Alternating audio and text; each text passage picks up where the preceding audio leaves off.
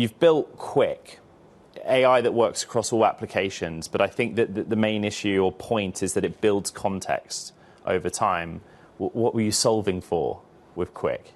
Yeah, Quick is it's the way for companies to get AI and an AI assistant in the hands of every employee that they have across the company, and it allows customers to leverage data across all of their enterprise. But excitingly today, we're launching a desktop application, and I personally have been using it for the last couple of weeks, and it's the single best AI productivity enhancement I've tried of anything. It's really incredible. It allows you to work across your email, across your Slack, across all the information on your desktop, quickly pull information across various different settings, and it learns with you as you go. So it learns who your coworkers are, learns who you operate with, learns who you write to. It's an incredible productivity enhancer, and it's something that we're launching today and really excited about. AWS is pushing deeper into applications. In the agentic AI context. That is everything from healthcare, hiring, supply chain. What was the need that you saw? Because a lot of the customer base of AWS will offer something quite similar. Yeah, look, we think, and it's true, many of our customers are going to reinvent many of the applications that are out there. But we see that with agents out there today and AI, every application is being remade. And with Amazon Quick, we saw that opportunity to remake personal productivity inside of an enterprise setting. And with Connect, we're doing the same across many enterprise applications, whether it's with supply chain, whether it's with contact centers, whether it's with healthcare.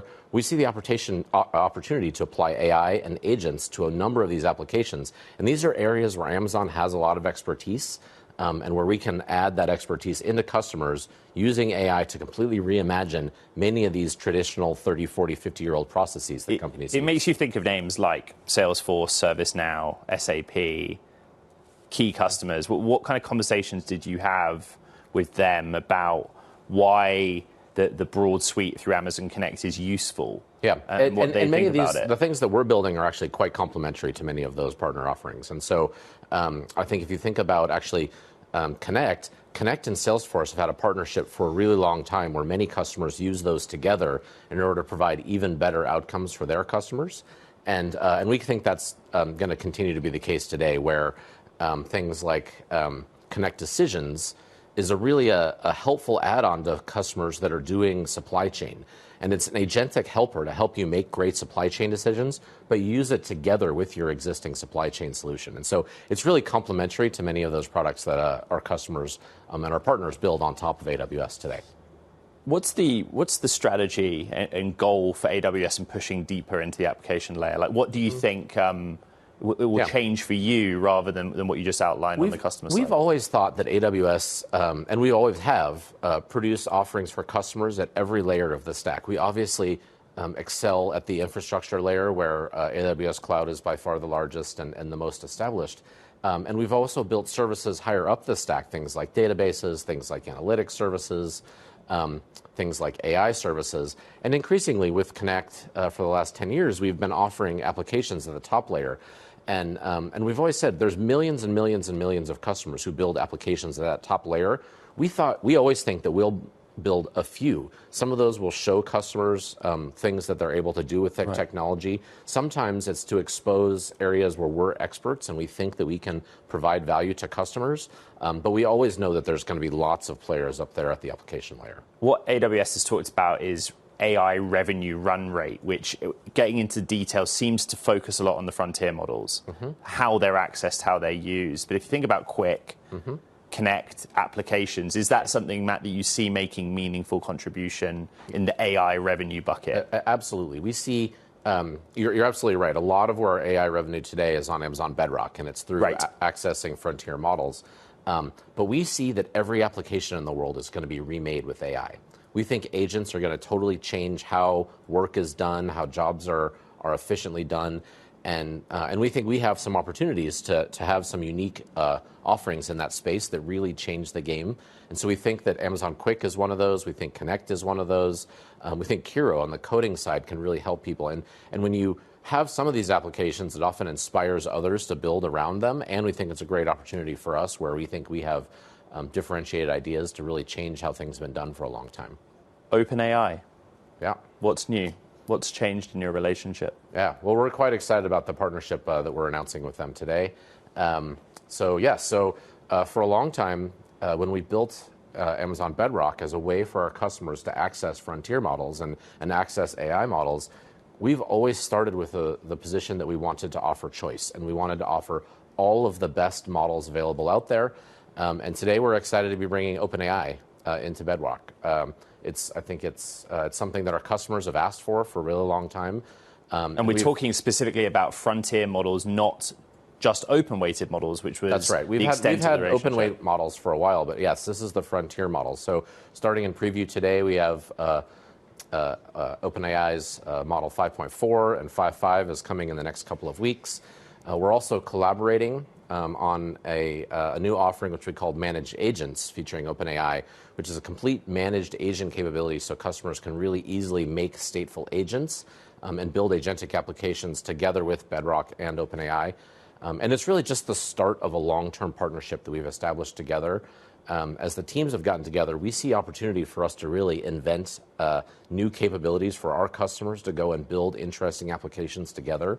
And really excited about working together with the OpenAI team and unlocking more things that customers can build on AWS. Think back to 2023. OpenAI's models were only available on Azure, right? Since then until now, what kind of behaviors did you recognize in the AWS customer base? Like, did they literally open Azure accounts so that they could have access to something that wasn't available on AWS, and that was kind of the indicator to you that you needed to make all models available? Our customers have long told us they want to be able to use the absolute best cloud with the best set of models available, and they wanted to run all their applications in AWS. And they weren't able to run, and they did. Oftentimes, our customers would run every part of their application in AWS, and then they would access, if they wanted to use the OpenAI models, they'd either use them direct from them in their first party or through Azure or somewhere else. Now they don't have to make that trade-off. And with the OpenAI team and the AWS team, we're really excited to not have to force customers into that choice. And if they want to build all in the AWS set of tools and capabilities, it's where their applications run, it's where most customers store their data, it's where they feel most secure, and they can now run that together with OpenAI models, together with the whole suite of models that we have in AWS, including Anthropic models, including open models, including Nova models, a whole set of models, and they can combine the best of what they want to do in order to build their applications. It's early days, I appreciate that. But what is the sort of one metric you could point me to that gives you the conviction there is absolutely demand there at the enterprise level or otherwise for OpenAI's models? Yeah. Well, look, I think the team announced a statistic recently that Codex, which is also available in AWS in preview starting today, in the last couple of weeks has grown from 2 million users to 4 million users in just a really short amount of time. That is incredible. I mean, that is really unprecedented growth, and it just shows that they're building really, really capable opportunities out there. But our customers still say, I would love to access and power Codex through Bedrock, so I have the security of Bedrock and AWS. Now with the launches today, all of those millions and millions of customers that are loving Codex can choose Bedrock as the provider and get the AWS security that comes behind that. I think about Claude as a comparison or case study, right? Yeah. What was so interesting about Claude through Bedrock is Anthropic got the benefit of a platform. That's right. You channeled business to them. That's right. But equally, people want to use Claude, so that channeled business to Bedrock. That's right. Do you see that playing out similarly with OpenAI? That's exactly what one of the things the OpenAI team is so excited about is partnering with AWS, is that exact partnership. And I think it's one of the things that we do well at AWS is partner with folks that we're building together with. And just like with Anthropic, which we have a fantastic partnership with. And we've really built this business together with Anthropic, where we lean into them, we help their customers build applications on top of AWS and find out the best ways to use their Claude models. And we've seen their business really take off. And that's what we anticipate doing with the OpenAI team as well.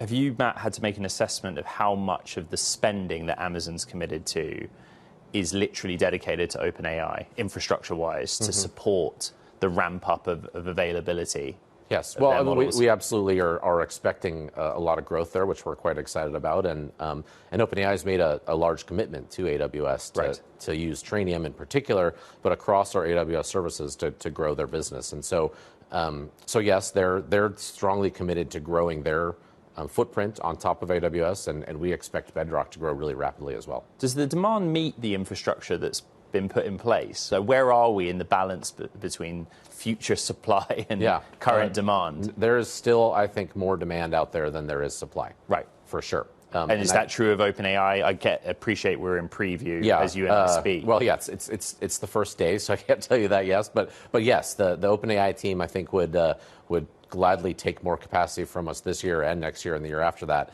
as we add it. And so we're still working really hard to continue to add more capacity, whether it's power, whether it's chips, whether it's memory, all around the world. And I think that we're planning for success across many dimensions there. And but yes, today the world is still largely supply constrained when it comes to AI capacity. We are in a strange situation where OpenAI models can now run on AWS, but Microsoft will benefit financially because of the latest terms of their agreement. They've ended exclusivity, but OpenAI continues to make payments to Microsoft. Yeah. How do you think about that? Oh, that's okay. Look, Microsoft has benefited from the growth of AWS since the very early days, in fact. We've supported Windows licenses, as an example, I think since 2007, 2008. I can't remember the exact year. But so Microsoft has benefited. They build great software. They have good partnerships, and they should benefit from those.